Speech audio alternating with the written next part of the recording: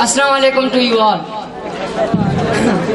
ही रेडियो कब्रिस्तान है।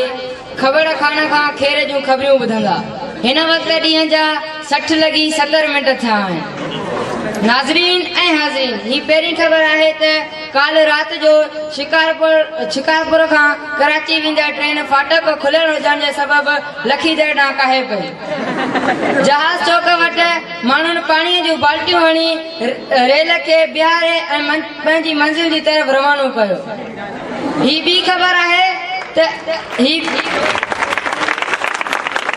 पहिरीं ख़बर ताड़ी थो वॼाए न, पोइ ॿी ॿुधाए। ही ॿी ख़बर आहे त अॼु सुबुह जो सवेर शाही बाग वटि थंभे ते वेठल कांवनि जो पाण में झेड़ो थी पियो। बिजलीअ जी चिणग किरण सबबि बेगारी वाह में अंदरि बीठल साए गाह खे बाह वकोड़े वई। फायर ब्रिगेड घुराए बाह ते कंट्रोल कयो वियो।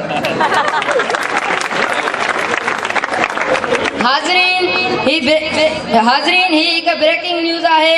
अवां सां शेयर करणु चाहियां थो त ताज़ी ख़बर आहे त सुखपुर ते मच्छरनि ऐं मक्खियुनि जो पाण में झेड़ो थी पियो, जंहिंमें 2 मक्खियूं ऐं 5 मच्छर सख़्तु ज़ख़्मी थी पिया।